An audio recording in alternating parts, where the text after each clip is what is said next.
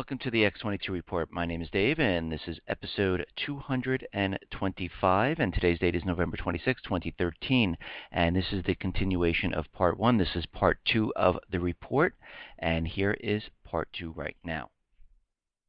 And just to explain it further, like the American bill that makes it illegal to protest, and what it actually is that the House of Representatives approved a bill that outlaws protests in instances where some government officials are nearby, whether or not you even know it. So if there's a government official near you, you can't protest, which is absolutely ridiculous because the government officials are servants to the people. They are the janitors to keep everything running. This was not supposed to be their career. It wasn't supposed to be run like a corporation. It wasn't supposed to be medical benefits and retirement benefits. This was supposed to be give your time to your country and then go back to your job.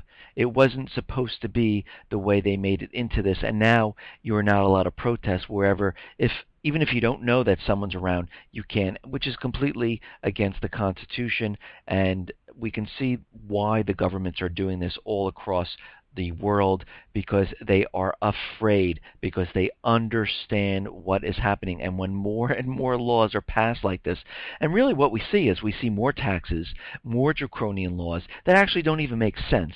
Like, why would they be doing this at this point? Well, because they understand what is going to happen. People who are awake understand what's going to happen, but those people who are still sleeping, who don't understand anything, they don't realize, like, why would you have that law? Why would you do that? It makes no sense to them. Now, during the peace talks with Iran, we understand that Obama started the peace talks and started to remove some of the sanctions for Iran before it even started. So this was in the shadow of the night without anyone knowing what was going on. Iran already had plans to build 2 more nuclear plants, and this went on to say that Iranian officials announced the upcoming construction of 2 new nuclear plants on Saturday, just hours before the United States and Western nations signed a nuclear pact that will allow Iran to continue enriching uranium. And again, the deal that was struck is really no deal. It is like a 6-month trial period to see how everything goes. That's all that is right now. The government has relieved some money for Iran, which is a drop in a bucket, and it just to show that the United States has good intentions, that they want peace, and Iran has now been given hope. And this is really what they're trying to do at this time. But we have to remember that there are other things at work that we cannot see at this time. All we see is what the corporate media is telling us. And they're telling us that, oh, they struck a deal has been made, and really nothing has been done. And what we see when we look past this is that Israel, in a secret trip to inspect Saudi bases, was looking at bases with Qatar, Jordan, and other Middle Eastern countries. And the official said the U.S. passed strong messages to Israel and the Saudis that Americans control radar capabilities over the skies near Iran, and that no strike should be launched without permission from the Obama administration. And we have to understand that Obama and his administration had some talks with Saudi Arabia, and they will be talking to Israel because Israel has sent some officials over to the United States to talk about what has happened with this deal. And during the talks and the peace talks on Saturday, Saudi Arabia deployed some troops to the Iraqi border, and the troops were deployed because of some mortar strikes from Iraq on the Saudi border during the talks on Saturday. And right now, Saudi Arabia, when they were making the deal, was out there saying, this was before the Obama administration has spoke to Saudi Arabia and the king and whatnot. They were out there saying that Saudi Arabia says it was deceived in the way that Washington struck the nuclear deal with Iran, forcing the Saudis to pursue a foreign policy independent from the West with Iran. We were lied to. Things were hidden from us, and this was from Nawaf Obaid. And after Obama administration spoke to the Saudi Arabian kingdom, the kingdom came out and says they feel the deal could be a preliminary step towards a comprehensive solution to remove WMD from the Middle East region. Wow, a complete turnaround of how they felt, what they were going to do. Very interesting. I wonder what was said at this point. And again, Israel is still out there saying this is a bad deal, this shouldn't be done, we're going to strike. But again, their officials are on their way to the U.S. and they're going to have a meeting with Obama. Could this be a new plan? And they're telling everyone, sit tight, relax, we have something in the works here, and we didn't want to tell you, we didn't want to let this out, so now you need to go along with what is happening at this time. And right now, to show that the United States is really for peace and they're really trying to work this out with Iran, the Russian government has said to the U.S., if this is true and we're working out this peace talk, the U.S. will no longer have a reason to build the long-touted missile defense shield in Europe. Right? Because they were building and I discussed this in my other reports, a shield that protected Europe, and there were missiles going into Poland, there were missiles going into Romania, and they were creating this entire shield because they were afraid of Iran and their nuclear weapons. So Russia wants to know if the Iran deal is put into practice. The stated reason for the construction of the defense shield will no longer apply. The U.S. we don't need to spend billions and billions of dollars on these missiles. We can take it down. But hold on here. John Kerry came out and said, well, hold on a second here. The deployment of the missile shield was not likely to be contingent on improving relations with Iran. Nothing has changed at this point, and I don't foresee it changing, he said. Now that's very interesting. They were out there saying that this missile shield, which was pointing towards Iran, they were saying that this was being put up because of Iran reaching and having a nuclear weapon that they can put on a ballistic missile, and this is why this is being built, and this is why we're spending billions and billions of dollars.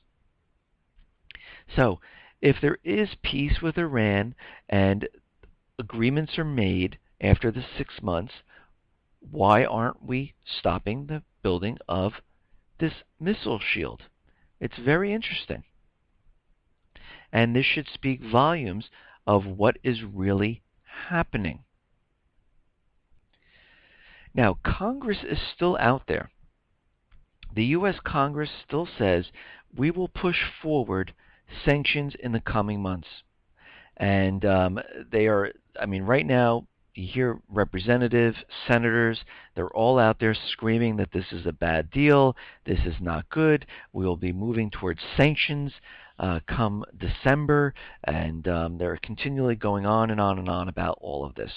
And what this report from the Global Research Center says that Obama is following the same strategy as previous U.S. administrations, and that is to create economic difficulties for the Iranian people with the hope that they would overthrow their government. It is intended to create regime change. On our side, the United States and our friends and allies have agreed to provide Iran with modest relief while continuing to apply our toughest sanctions. We will refrain from imposing new sanctions and will allow the Iranian government to access to a portion of the revenue that they have been denied through sanctions. but the broader architecture of the sanctions will remain in place, and we will continue to enforce them vigorously. And if Iran does not fully meet its commitments during the 6-month phase, we will turn off the relief and ratchet up the pressure. And what Obama continued to say, after all, Obama declared America's commitment to Israeli security last March when he visited the country and said, "I see this visit as an opportunity to reaffirm the unbreakable bond between our nations, to restate America's unwavering commitment to Israeli security, and to speak directly to the people of Israel and to your neighbors. The question people should be asking is, what is Washington's next move?" So during this deal, they were showing the countries were very angry. Saudi Arabia, Israel, very angry, and other Middle Eastern countries. France, very angry. The United States, on the other hand, was like, no, we want peace. It has to be peace. We're going to work it out diplomatically. This will work. This will work. Now, once this trial period was struck, Saudi Arabia did a about face and said, "Oh, this seems like a good plan."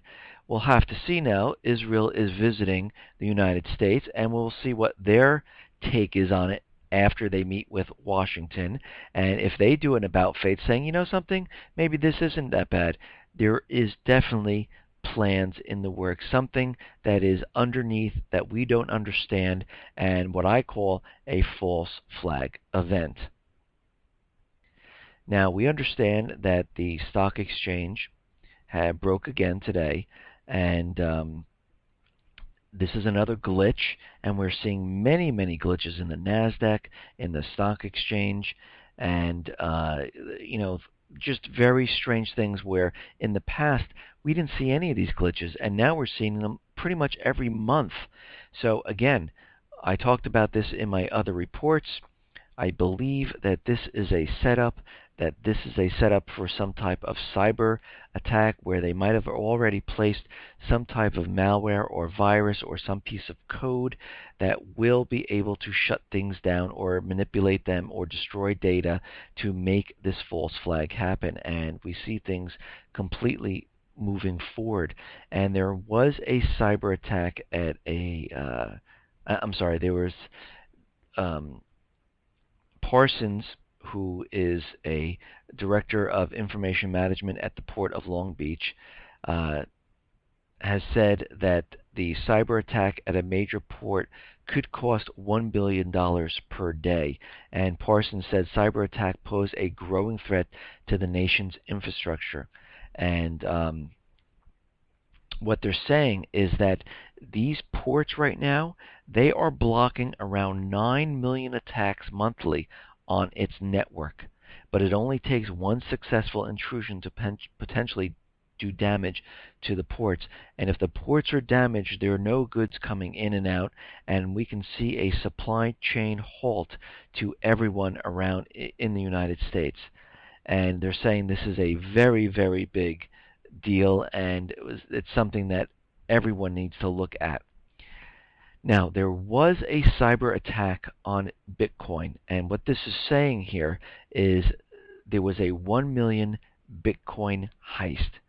And BIPS, one of the largest European Bitcoin wallets, was the victim of an attack. Hundreds of Bitcoin consumers that have held their Bitcoins with BIPS were the ultimate victims of this attack. They don't understand how much was stolen. They're still looking into it, but Bitcoin, where they kept it, was attacked. Things were siphoned out of the accounts, and several consumer wallets were hit. They don't know the extent of this, and they don't know specifically who. And we can see that this could be a major, major problem with Bitcoin, and especially if it's digital, there's no way of keeping track or counting, because once you destroy data, data is destroyed. And again, if there was no backup or anything like that during that period, because when that account any account gets information in there, normally the backups do not happen until night, so there could be no backups, and when something hits like this, it really messes everything up, and this could be a huge, huge problem. Listen, everyone, I really appreciate you listening today. Thanks a lot. Be well, be safe, and especially be prepared. Thanks a lot.